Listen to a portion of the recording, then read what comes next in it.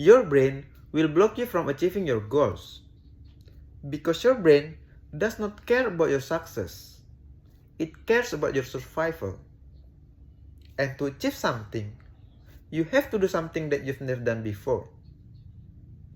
Which means that you have to get out of your comfort zone. And anything out of your comfort zone is seen as a threat to the brain, and it will subconsciously sabotage you unless you get it under control. Your brain will block you from achieving your goals. Because your brain does not care about your success. It cares about your survival. And to achieve something, you have to do something that you've never done before. Which means that you have to get out of your comfort zone.